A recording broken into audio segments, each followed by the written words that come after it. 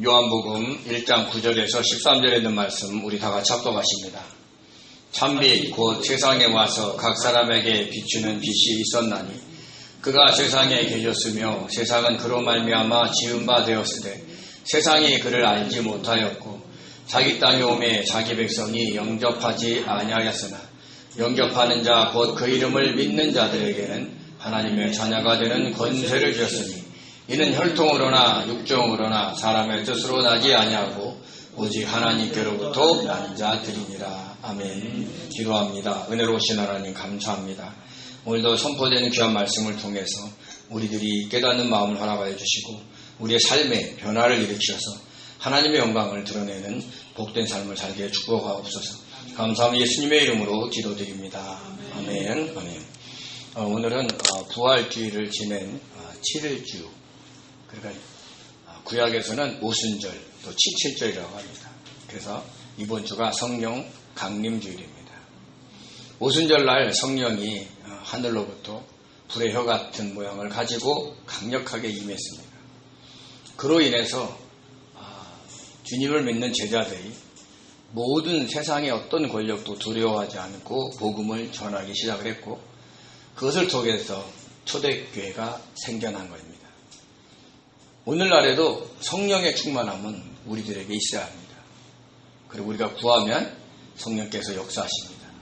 그래서 우리가 그 성령이 함께 계시는 것을 우리의 삶에 느끼면서 때로는 힘들고 어려운 환경 속에서도 그분의 손길, 그분의 불어오는 바람을 느낄 수 있는 복된 성도 되시기 바랍니다.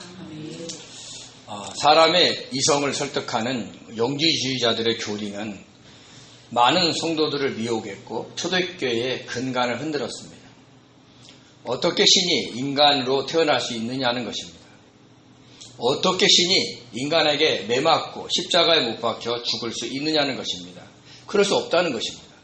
그래서 나사렛에 살던 인간 예수가 요단강에서 세례 요한에게 세례를 받을 때 그리스도가 하늘에서 내려와 그의 몸으로 들어갔고 3년 후 로마 군병들에게 매맞고 십자가에 못 박히시기 전에 그의 몸에서 빠져나와 하늘로 올라가셨다는 가연설을 주장했습니다.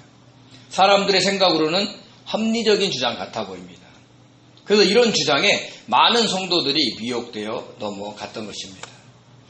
요즘 각종 이단들이 정통교회를 다니는 성도들을 대상으로 자신들의 교리를 전파하며 미혹하는 것과 같습니다. 성경 대부분을 비유로 풀면서 자신들의 교주가 재림주라고, 보혜사라고, 참 어머니라고, 어머니 하나님이라고 그럴듯하게 설명하면서 미혹합니다. 특히 그들은 불신자를 대상으로 전도하지 않고 대부분 성도들을 대상으로 합니다. 말씀의 씨가 뿌려진 밭이기에 추수해야 한다는 엉뚱한 주장을 펼치면서 말이죠. 남의 것을 빼앗는 강도 같은 짓을 행위하면서 그럴듯하게 핑계를 대고 있는 겁니다. 그들은 영주의자들이 그랬던 것처럼 멸망의 길로 가고 있는 것입니다.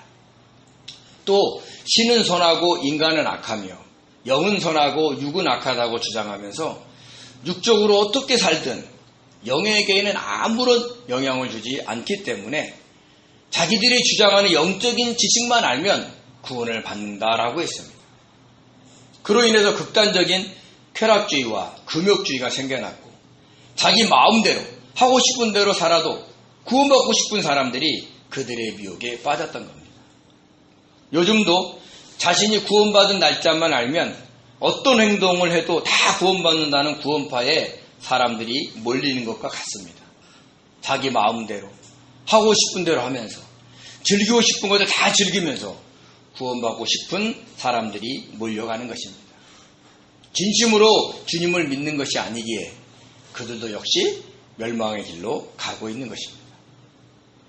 이런 기독교 신앙의 위기 속에 하나님의 아들 예수 그리스도를 제대로 알릴 필요가 있었기에 사도 요한이 펜을 든 것입니다. 그는 먼저 예수 그리스도가 하나님이심을 증거했습니다. 태초에 말씀이 계셨는데 그 태초는 영원의 시작점으로 천지를 창조하기 훨씬 전의 일이었습니다. 그리고 그 말씀이 하나님과 함께 계셨다라고 했습니다. 성부 하나님과 마주보면서, 즉 동등한 위치에서 친밀하게 의논하면서 모든 일을 같이 하셨다라는 것입니다. 그런데 그 말씀이 하나님이시라고 했습니다. 앞에서 이 말씀이 하나님과 함께 계셨고 해서 하나님 앞에 톤이라는 정관사가 붙으므로 그것은 성부 하나님을 가리키는 겁니다. 근데 이 말씀은 곧 하나님이시다 앞에 정관사가 없습니다. 즉 그 하나님, 성부 하나님은 아니지만 하나님이시라는 거죠. 세 분이 하나이면서 동등하지만 하시는 일이 다른 삼일째 하나님이심을 증거하는 문장이기도 하는 것입니다. 그리고 그 말씀이 천지를 창조할 때 함께 하셨다라는 것을 증거했습니다. 요한일서 1장 2절에서의 태초는 창세기 1장 1절에 나오는 태초입니다. 그때 성부 하나님과 마주보며 친밀하게 의논하면서 천지 만물을 창조하셨습니다. 그래서 그로, 즉 말씀으로 말미암아 천지 만물이 창조되었다라고 한 것입니다. 실제로 창세기 1장을 보면 하나님이 말씀으로 천지를 창조하시는 장면이 나옵니다. 빛이 있으라. 궁창의 위의 물과 아래 물로 나누어져라. 천하의 물이 한 곳으로 모이고 묻이 드러나라. 등등 모두 말씀으로 창조하셨습니다. 여기에 사도 바울은 보이는 것들뿐만 아니라 보이지 않는 것까지 창조하셨다라고 했습니다. 영적 세계와 그 속에 있는 천사장들과 천사들까지 창조하신 것을 설명하고 있는 것입니다. 또 이 말씀 안에는 생명이 있고 그 생명은 사람들을 위한 빛이다라고 했습니다. 말씀 안에 있는 그 생명은 성부 하나님께서 자신 안에 있는 생명을 주신 겁니다. 우리 요한복음 5장 26절 같이 읽겠습니다. 아버지께서 자기 속에 생명이 있음 같이 아들에게도 생명을 주어 그 속에 있게 하셨고. 아멘. 영원하신 하나님의 생명이기에 그 생명은 영원한 생명입니다. 그것이 사람들을 위한 빛이라고 하는 것은 우리에게 영원한 생명을 주시기 위해 빛을 비추신다라는 뜻입니다. 영육간의 어둠에 쌓여있는 우리들에게 영원한 생명을 주시기 위해 구원의 빛으로 예수가 오신 겁니다. 사도 요한이 쓴 요한일서에서 보면 아예 예수 그리스도를 생명의 말씀이다라고 지칭을 했습니다. 우리 요한일서 1장 1절에서 2절 같이 읽겠습니다. 태초부터 있는 생명의 말씀에 관하여는 우리가 들은 바요 눈으로 본 바요 자세히 보고 우리 손으로 만진 바라. 이 생명이 나타나신 바 된지라. 이 영원한 생명을 우리가 보았고 증언하여 너희에게 전하노니 이는 아버지와 함께 계시다가 우리에게 나타나신 바 된 이시니라. 아멘. 예수 그리스도를 설명한 이야기입니다. 문제는 그 빛이 어둠을 비췄는데 어둠에 있는 사람들이 그 빛을 깨닫지 못했다라고 했습니다. 그 빛이 무슨 빛인지 이해하지도 못했지만 그 빛을 이기지도 못했다라는 뜻입니다. 그 빛이 자신을 비추지 않게 하지 못했다라는 것입니다. 거부하지 못했다라는 뜻입니다. 그래서 그 빛은 어둠에 있는 모든 자들에게 비추고 있었지만 그 빛을 보고 깨달을 수 있는 사람들은 정해져 있었습니다. 대표적인 예가 사도 바울의 회심 장면입니다. 우리 사도행전 9장 3절에서 7절 같이 읽겠습니다. 사울이 길을 가다가 다메섹에 가까이 이르러더니 호련히 하늘로부터 빛이 그를 둘러 비치는지라. 땅에 엎드려져 들음에 소리가 있어 이르되 사울아 사울아 내가 어찌하여 나를 박해하느냐 하시거늘 대답하되 주 예수여 누구시니까 이르시되 나는 내가 박해하는 예수라. 너는 일어나 시내로 들어가라. 내가 행할 것을 내게 이를 자가 있느니라 하시니 같이 가던 사람들은 소리만 듣고 아무도 보지 못하여 말을 못하고 서 있더라. 아멘. 아멘. 영원한 생명이신 말씀인 주님이 빛으로 사도 바울인 사울을 비추신 겁니다. 사울이 거부하지 못했습니다. 그 빛을 이기지 못한 것입니다. 같이 가던 사람들 중에는 아무도 그 빛을 받아들이지 못했습니다. 어쩌면 보지도 못했는지 모릅니다. 사울만 그 시간에 볼 수 있도록 선택받았다라는 뜻입니다. 만약에 일행 중에 누군가가 나중에 구원받을 자가 있었다면 그때 그 사람은 그 빛을 보고 받아들였을 것입니다. 이 말씀이요 생명이요 빛을 증거하게 하려고 하나님께서 한 사람을 보내셨는데 그가 바로 세례 요한이었습니다.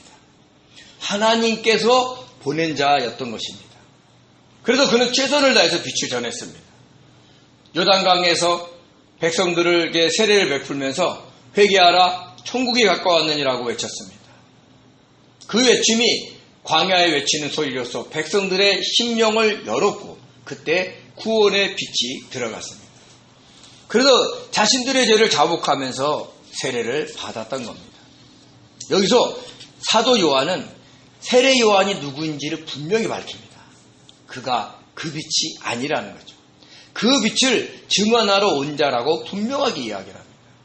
이렇게 세례 요한에 대해서 분명하게 설명한 것은 요한복음을 쓸 당시에도 세례 요한을 추앙하는 나머지 요한의 세례만 알고 있는 성도들이 있었기 때문입니다. 그래서 그런지는 몰라도 사도 요한은 요한복음에서 자신의 이름을 언급하지 않는 대신 세례 요한에 대해서도 그냥 요한이다라고 말합니다. 마태, 마가, 누가복음을 보면 다 세례 요한이다라고 부르는 것과 대조적입니다. 그만큼 세례 요한을 추종하는 사람들이 있었기 때문에 그들에게 경종을 울리고 있는 것입니다. 세례 요한은 사람들이 자기로 말미암아 그 빛을 믿게 하려고 최선을 다해 증언했습니다. 우리 요한복음 1장 25절에서 26절 같이 읽겠습니다. 요한이 대답하되 나는 물로 세례를 베풀거니와 너희 가운데 너희가 알지 못하는 한 사람이 섰으니 곧 내 뒤에 오시는 그니라. 나는 그의 신발끈을 풀기도 감당하지 못하겠노라 하더라. 아멘. 제사장들과 레위인들이 요단강에서 세례를 베푸는 세례 요한에게 찾아와서 너는 누구냐? 라고 묻자 이렇게 대답을 한 것입니다. 자기 뒤에 오시는 분이 있다는 것입니다. 그리고 심지어 자기는 그분의 신발끈을 풀기도 감당하지 못한다라고 했습니다. 즉 그분에 비하면 자신은 아무것도 아닌 하찮은 존재라는 것입니다. 이렇게 자신이 빛이 아니고 그 빛을 증언하러 온 자였던 것입니다. 근데 굳이 사도 요한이 세례 요한의 그 고백을 이렇게 기록으로 남기는 것은 당시 세례 요한을 추앙하며 따르는 무리들 향해서 그가 그리스도가 아니고 그리스도에 비하면 보잘것없는 인간임을 분명하게 알려준 것입니다. 저와 여러분들도 빛으로 오신 주님을 증거하라고 하나님께서 보내신 자들입니다. 어떤 상황에 있든지 빛 대신 주님을 증언해야 합니다. 잘 살아도 그렇지 않아도 건강해도 그렇지 않아도 주님을 증거해야 합니다. 건강하고 잘 살면 주님께서 이렇게 복을 주셨다. 빛이신 주님을 증언합니다. 하지 말라고 해도 합니다. 거기에 뭘 더 붙여요? 자기를 자랑하면서. 근데 반대로 그렇지 않을 때는요. 자신의 처지가 부끄러워서 그런지 주님을 증언하지 않습니다. 제가 예전에 섬겼던 그 교회에 어떤 집사님이 그랬습니다. 본인이 사업이 잘 나갈 때는 주님을 막 증거했는데 친척들한테. 근데 지금은 사업이 어려우니까 주님을 믿는 소리도 못하겠다는 거예요. 그게 잘못된 거예요. 어렵게 살고 질병에 걸려도 낙심하지 않고 주님이 함께 계심을 믿고 감사하며 만족하며 기뻐하는 삶 그 자체가 빛이신 주님을 증언하는 것임을 잊지 마시기 바랍니다. 그런 삶을 살면 굳이 말하지 않아도 빛이 전해집니다. 그러면 우리를 통해서 누군가의 심령이 그 빛을 이기지 못하고 받아들일 수 있다는 것입니다. 항상 빛을 증언하는 자로 복음을 전하는 자로 어떻게 살기를 원하시는지 주님의 뜻을 묻고 성령의 인도하심에 순종하며 사시는 귀한 성도님들 되시기 바랍니다. 그러면서 사도 요한은 빛에 대해서 설명을 했습니다. 우리 요한복음 1장 9절을 같이 읽겠습니다. 참빛 곧 세상에 와서 각 사람에게 비추는 빛이 있었나니. 아멘. 참의 헬라어 알레디노스는 진짜의, 실제의, 진실한, 신뢰할 수 있는, 믿을 수 있는 이라는 뜻이 있습니다. 이 단어는 진실한, 진짜의, 신뢰한의 헬라어 알레데스에서 유래됐습니다. 이 알레데스는 부정적두어 아와 남의 눈을 피하다의 레도에서 유래되었습니다. 즉 문자적으로 해석하면 남의 눈을 피하지 않는, 즉 숨지 않는 이라는 의미를 갖고 있는 겁니다. 그래서 변치 않는, 믿을 수 있는 참된이라는 뜻을 포함하고 있는 것입니다. 그래서 한마디로 말해서 참빛은 변하지 않고 믿을 수 있는 참된 빛, 숨길 필요가 없는 온전한 빛으로서 인간이 만나야 할 빛이라는 것을 이야기를 한 겁니다. 그러면 영원한 생명을 얻을 수 있습니다. 그 빛이 세상에 와서 각 사람에게 비치고 있었다는 것입니다. 예수 그리스도가 이 땅에 오셔서 복음을 전했다는 겁니다. 그런데 안타깝게도 당시의 사람들은 알지 못했던 것입니다. 우리 요한복음 1장 10절에서 11절을 같이 읽겠습니다. 그가 세상에 계셨으며 세상은 그로 말미암아 지은 바 되었으되 세상이 그를 알지 못하였고 자기 땅에 오매 자기 백성이 영접하지 아니하였으나. 아멘. 여기서 짓다의 헬라어 기노마이는요, 생겨나다, 일어나다, 되다, 만들어지다라는 뜻이 있습니다. 즉, 이 세상이 말씀으로 창조되었고 그 말씀이 세상에 있었는데도 세상이 말씀을 알지 못했다라는 것입니다. 세상의 헬라어 코스모스는 질서, 꾸밈, 세상이라는 뜻인데 여기서는 세상 사람들을 의미합니다. 그러니까 사람들이 참빛인 그리스도로 말미암아 새로운 피조물로 다시 창조될 수 있었는데도 그것을 알지 못하고 거부했다라고 하는 겁니다. 요즘 유튜브를 보면 여러 가지 이유로 해서 어린 맹수를 길러주는 경우가 있습니다. 근데 그 맹수가 너무 커버리면 그를 기를 수가 없어요. 그래서 할 수 없이 야생 동물원에 보냅니다. 그리고 몇 년이 지나서 자기를 돌봐했던 그 사람이 찾아가면 어떻게 알았는지 그 짐승이 그 사람을 알아보고 너무 반가워서 어찌할 바를 모르는 모습을 보게 됩니다. 그러니까 짐승들도 자신을 돌봐준 사람을 알아보는데 사람은 자신을 창조하고 거기다 다시 새 창조하시기 위해서 오신 분을 알아보지 못했던 겁니다. 참으로 안타까운 일이 아닐 수 없습니다. 오늘날 수많은 사람들이 어쩌면 저와 여러분에게도 이런 어떤 우매한 부분이 있지 않았나 돌아보시기 바랍니다. 알다의 헬라어 기노스코는 알다, 이해하다라는 뜻이 있습니다. 이 단어는 70인역에서 보면 13개의 히브리어의 상대어로 썼습니다. 그 중에 야다의 히브리어로 썼어요. 히브리어 상대어로 썼습니다. 근데 이 히브리어의 야다는 지식적으로 아는 것이 아니라 관계적으로 아는 것을 의미합니다. 가령 데이트할 때 연인들은 처음에는 그 사람의 어떤 출신 성분을 알면서 서서히 지식적으로 알아가다가 점점 관계를 맺고 알다가 나중에 어떻게 돼요? 부부가 되었을 때는 관계적으로 확실하게 알아갑니다. 그런 얘기를 하는 거예요. 그래서 말씀에 대해서, 주님에 대해서 지식적으로는 알고 있었지만 주님과 친밀한 관계를 맺으며 살지 않았기에 제대로 알지 못한 겁니다. 우리가 늘 주님의 뜻을 묻고 성령의 인도하심 속에 살라 이런 얘기를 이 야다를 하라는 얘기를 하는 거예요. 지식적으로 우리가 왜 모릅니까? 그리고 사도 요한은 이 세상을 자기 땅이라고 표현을 했습니다. 즉 온 우주의 주인이 하나님이시고 말씀의 주임이시고 성령이시라는 뜻입니다. 그런데 문제는 자기 백성들이 영접하지 않았다는 겁니다. 영접하다의 헬라어 파라 람바노는 데리고 오다, 받아들이다라는 뜻이 있는데 몸모로부터 몸모 곁에 몸모와의 헬라어 파라와 취하다, 가지다의 람바노에서 유래됐습니다. 그러니까 자기가 창조한 백성들이 말씀인 자신을 취하지 않았다, 받아들이지 않았다라는 겁니다.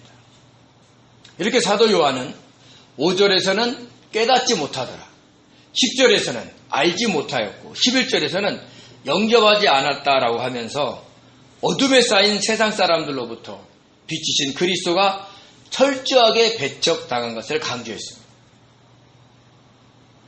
주님만 배척당했나요? 아닙니다. 하나님도 배척당했어요. 그래서 하나님은 구약에서 이사야 선지자를 통해서 자신을 제대로 알지 못하고 거역한 백성들을 향해 탄식하기도 하셨습니다. 우리 이사야서 1장 2절에서 3절을 같이 읽겠습니다. 하늘이여 들으라, 땅이여 귀를 기울이라. 여호와께서 말씀하시기를 내가 자식을 양육하였거늘 그들이 나를 거역하였도다.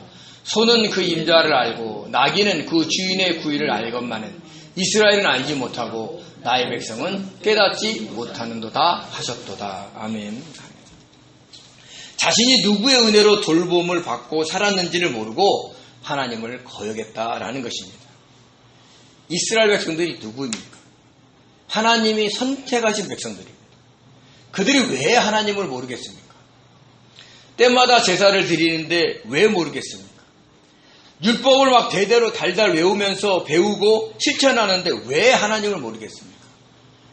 그런데도 모른다고 했습니다. 제사를 드리는 것도 율법을 행하는 것도 다 형식적으로만 했기 때문입니다. 하나님을 사랑해서가 아니라 하나님을 뜻을 이루어 주려고 하는 것이 아니라 이 세상에서 복받고 제사 드리지 않고 율법을 지키지 않으면 하나님 앞에 재앙을 당할까봐 잘 살기 위해서 그런 행위를 했던 겁니다. 빛이 어둠에 비치되 어둠이 깨닫지 못한 것과 같습니다. 이렇게 그들은 말씀이요 생명이신 빛이 비쳤는데도 그 빛을 제대로 알지 못하고 영접하지 않았던 겁니다. 그런데 놀라운 것은 그들 무리 중에 영접하는 자가 있었어요. 우리 요한복음 1장 12절 13절 같이 읽겠습니다.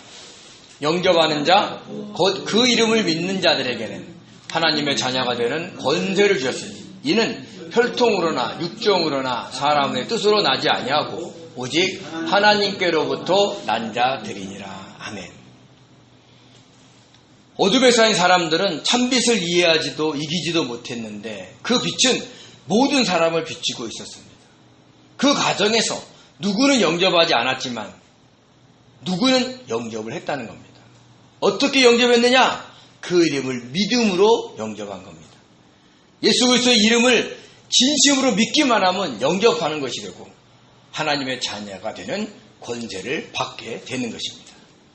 여기서 되다의 헬라어 기노마이는요, 중간때 디포넌트 동사로 쓰였습니다. 즉 누가 무엇을 시켜서 자신이 그것을 열심히 긍정적으로 능동적으로 행했다라는 뜻입니다. 하나님의 자녀로 인정해 주셔서 하나님의 자녀가 된 것이므로 하나님의 자녀답게 열심히 경건하게 살아가야 하는 것입니다. 이 세상의 풍조에 휩쓸리지 않고 주님의 뜻에 순종하며 살아가야 합니다. 그것을 이야기를 하고 있는 거죠. 권세의 헬라어 엑수시아는요, 선택의 자유, 권리, 통치력, 권력자라는 뜻이 있는데 여기서는 권리, 특권이로 해석할 수 있습니다. 그러니까 하나님의 자녀가 되는 특권을 주신 겁니다. 하나님의 자녀가 된다는 건 엄청난 축복입니다. 스스로 계시면서 천지 만물을 창조하신 분의 자녀가 된다는 것은 영육간의 어떤 세력도 감히 건드릴 수 없는 존재가 되었다라는 뜻입니다. 이 말은 자기가 하고 싶은 대로 무엇이 다 할 수 있다는 뜻이 아니에요. 하나님의 구원하심에서 어느 누구도 빼앗아갈 수 없다라는 것을 이야기를 하고 있는 겁니다. 그럼 어떤 사람이 영접할까요? 첫째는요, 혈통으로 나지 않았다라고 했습니다. 혈통의 헬라어 하이마는 피를 의미합니다. 그러니까 혈육관계를 의미하는 거죠. 유대인이라고 다 영접하는 것이 아닙니다. 지금도 유대인들은요, 예수 그리스도를 믿지 않고 아직도 메시아를 기다리고 있습니다. 그래도 예루살렘 광장에서 수녀를 폭행하고 기독교인들을 향해 침을 뱉는 일들이 일어나는 겁니다. 지금 이스라엘이 레바논 접경 지역을 공격하고 있는데 그곳 주민들은 대부분 기독교 신자나 카톨릭 신자들입니다. 그러니까 유대인들이 기독교인들을 지금 공격하고 있는 것입니다. 이렇게 아직도 유대인들은 참빛을 영접하지 않고 있는 것이죠. 또 우리의 경우는 어떻습니까? 부모님이 믿는 성도라고 해서 자녀들도 영접했다고 볼 수 없습니다. 영접한 척 할 수 있습니다. 그러니까 많은 자녀들이 부모님을 따라 부모님의 강압적인 엄포 때문에 교회에는 오지만 주님을 인격적으로 만나지 못하고 그냥 출석만 하는 경우도 있기 때문입니다.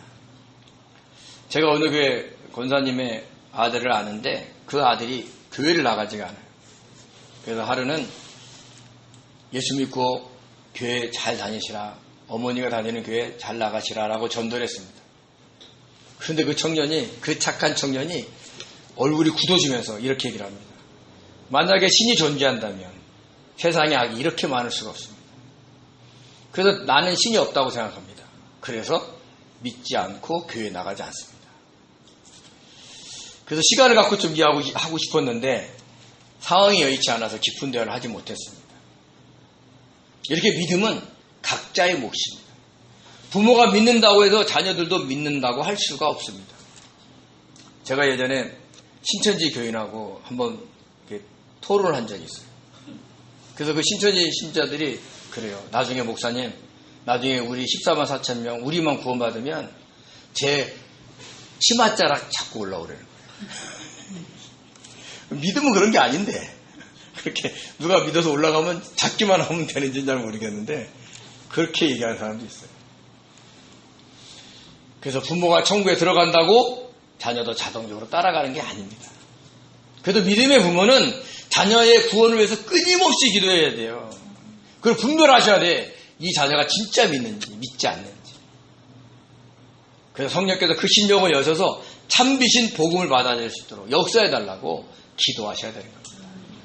자녀들이 이 땅에 아무리 잘 살아도 건강하게 살아도 그 영혼이 하나님의 택함을 받지 못했다면 불행한 거예요. 근데 모르잖아요. 그래서 우리는 기도하는 거예요. 자녀들이 구원받을 수 있도록. 또 육적으로 나지 않았다라고 했습니다. 델레마토스 사르코스인데요. 여기서 사르코스는 살, 육체라는 뜻이고 델레마는 뜻, 의도, 의향이라는 뜻이 있습니다. 육체의 뜻, 즉 육체의 욕망으로 나지 않았다는 겁니다. 자신의 욕망을 위해서 이루기 위해서 노력해서 되는 것이 아니라는 뜻입니다. 다른 사람에게 구원받은 자로 인정받기 위해서 노력하는 것을 의미합니다. 성령 세례를 받지 않았는데도 교회 나와서 다니다 보니까 물세례를 받고 교인들에게 인정받고 직분을 받아서 봉사하고 열심히 행하지만 참빛을 영접하지 않는 상태에 있을 수 있다라는 뜻입니다. 그래서 직분자가 돌아가실 때, 죽을 때 예수님을 안 믿고 부인하고 돌아가는 사례도 있는 것입니다. 또한 사람의 뜻으로 나지 않았다라고 했습니다. 불교 신자처럼 열심히 수행하여 막 열반에 오르는 그런 의미가 아니라는 거죠. 이성적인 노력도 하고 그래도 공부도 열심히 합니다. 또 율법도 철저히 지킵니다. 그렇지만 그런 노력으로 영접할 수 있는 것이 아니다라고 얘기를 하는 거예요. 어떻게 영접하느냐? 우리 로마서 3장 10절 그리고 야고보서 2장 10절을 같이 읽겠습니다. 그러므로 율법의 행위로 그 앞에 의롭다 하심을 얻을 육체가 없나니 율법으로는 죄를 깨달음이니라. 누구든지 온 율법을 지키다가 그 하나를 범하면 모두 범한 자가 되나니. 아멘. 그러니까 사람의 노력으로 될 수가 없다는 거예요. 율법을 잘 지켜 의롭다함을 받을 수 있는 육체가 없다는 겁니다. 그래서 죄를 깨달을 수밖에 없는 것은 인간이 모든 율법을 다 지킬 수 없다라는 뜻입니다. 평생에 한 번이라도 율법을 어겼다면 모두 어긴 것이 되기 때문이죠. 그래서 인간의 노력으로 영접할 수 있는 것이 아니라고 합니다. 이렇게 혈통으로나 육정으로나 사람의 뜻이 아닌데 그럼 어떻게 영접하느냐? 오직 하나님께로부터 난 자가 영접할 수 있다라는 거죠. 이 말은 하나님께서 택하신 자만이 영접할 수 있다는 뜻입니다. 우리 에베소 1장 4절 5절 그리고 2장 8절에서 9절을 같이 읽겠습니다. 곧 창세전에 그리스도 안에서 우리를 택하사 우리로 사랑 안에서 그 앞에 거룩하고 흠이 없게 하시려고 그 기쁘신 뜻대로 우리를 예정하사 예수 그리스도로 말미암아 자기의 아들들이 되게 하셨으니 너희는 그 은혜에 의하여 믿음으로 말미암아 구원을 받았으니 이것은 너희에게서 난 것이 아니요 하나님의 선물이라. 행위에서 난 것이 아니니 이는 누구든지 자랑하지 못하게 함이라. 아멘. 하나님의 천지 만물을 창조하시기 전에 말씀이신 그리스도 안에서 우리를 택하셨다는 거예요. 하나님은 전지전능한 분입니다. 그분이 우리를 택하셨기에 우리가 참비신 그리스도를 영접하는 겁니다. 그래서 하나님께로 난자다는 거예요. 그래서 하나님의 선물이므로 누군지 구원받았다고 나 천국에 들어갈 수 있다고 자랑하지 말라라고 하는 거예요. 전적인 하나님의 은혜라는 겁니다. 보통 우리가 칼빈의 5대 강령을 얘기를 합니다. 우리 개혁주의 교회에서 따르고 있는 겁니다. 일명 앞자를 따서 투율립이라고 합니다. 첫 번째가 뭐냐? 전적인 타락입니다. 토탈 디프로버티입니다. 그리고 두 번째가 무조건적인 선택, 언컨디셔널 일렉션입니다. 세 번째가 제한적인 속죄, 리미티드 어톤먼트입니다. 그리고 불가항력적인 은혜, 일레스트터블 그레이스입니다. 그리고 다섯 번째가 성도의 견인, 프로버스런스 오브 더 세인트입니다. 즉 전적인 타락이라는 것은 인간은 선을 행할 의지가 능력이 없으며 인간의 공로가 전혀 불가능하므로 전적으로 부패했다라는 뜻입니다. 그러니까 아담의 원죄로 인해서 모든 사람이 죄에 오염된 본성을 가지고 아예 태어난다는 거예요. 그러니까 타락한 상태에서 태어난다는 거죠. 육체를 포함해서 혼의 영역인 지정이까지 완전히 원죄의 영향을 받아서 타락한 상태로 태어난다라는 뜻입니다. 우리 갓난아기를 보면 알 수 있죠. 갓난아이가 우유 먹다가 옆에 배고픈 애 보면 너 배고프지 하고 나눠주지 않습니다. 자기 그만 배부를 때까지 악착같이 먹습니다. 아이들 키우면 아시죠? 물건을 갖다가 누구한테 나눠주는 애는 거의 없습니다. 가서 뺐지요. 그런 모습들을 보면 인간이 원래 타락했다라는 것을 간접적으로 알 수 있어요. 두 번째, 무조건적인 선택입니다. 하나님께서 창세전에 자기의 기쁘신 뜻을 따라 인간을 선택하기도 하고 버려두기도 하셨다는 얘기를 하는 거예요. 예정론을 얘기하는 겁니다. 우리가 어떻게 행동하냐에 따라 선택되는 게 아니에요. 착하고 경건하고 막 다른 사람을 도와서 선택받는다는 게 아니에요. 하나님의 주권으로 무조건적으로 선택했다는 거예요. 제가 이뻐서 하나님 선택한 게 아닙니다. 하나님의 기쁘신 뜻에 따라 주권적으로 저를 선택하셨다라는 거죠. 여러분도 마찬가지입니다. 여러분이 하나님에게 재롱을 잘 떨어서 선택받은 게 아닙니다. 하나님의 말씀을 달달달 외워서 선택받은 게 아니에요. 아예 하나님 천지만물을 창조하시기 전에 우리를 선택하신 겁니다. 어떻게 그런 일이 있었어요? 하나님은 스스로 계신다. 전지전능하신답니다. 창조주가 그거 하나 못하겠습니까? 그것을 잊지 마시기 바랍니다. 세 번째가 제한적인 속죄입니다. 오직 선택된 자만이 그리스도의 속죄에 의해 구원을 받는다라는 겁니다. 마음이 좋은 사람, 또 본인이 선하다고 주장하는 사람들이 어떤 주장을 하냐면 이 땅에 태어날 모든 사람들이 다 구원을 받는다는 보편적 구원론을 주장을 합니다. 근데 그거 아니에요. 선택받은 자만이 제한적으로 제사함을 받고 구원받는다는 것을 분명하게 이야기하고 있는 겁니다. 네 번째가 불가항력적인 은혜. 즉 저항할 수 없는 하나님의 강력한 은혜가 부어진다는 거예요. 그래서 주님을 믿어서 제사함을 받고 거듭나서 구원을 받는 것은 인간이 거부할 수 있는 게 아니라는 거예요. 아까 말씀과 생명과 빛으로 오신 주님이 쫙 비추고 있잖아요. 그 중에서 누군가는 영접하잖아요. 그 빛을 거부할 수가 없어요. 너무 강력해서. 그 얘기를 하는 거예요. 저와 여러분은 그 불가항력적인 그 하나님의 은혜를 받은 자들입니다. 그래서 어떻게 할 수가 없는 거예요. 주님을 부인할 수가 없어요. 그 은혜를 받았기 때문에. 마지막으로 성도의 견인이라고 했습니다. 한번 선택받은 성도는 한때 타락할 수 있어도 궁극적으로 반드시 구원받게 이끌어 가신다라는 거죠. 어떻게 하셔서라도. 때로는 사람의 막대기와 인생의 채찍으로 채찍을 가서라도 하나님이 끌고 가신다라고 이야기를 하고 있는 겁니다. 이렇게 말씀이요, 생명이요, 빛이신 주님을 영접하는 것은 하나님께서 창세전에 택하셨기 때문에 이루어진 하나님의 불가항력적인 은혜의 선물인 것입니다. 저와 여러분은 주님을 영접한 자들입니다. 하나님의 창세전에 택하신 자들입니다. 그런 불가항력적인 은혜를 받았다면 우리는 하나님의 영광을 위해서 살아가야 합니다. 무슨 일을 하든지 그것이 하나님의 영광을 위한 일인지 살펴봐야 합니다.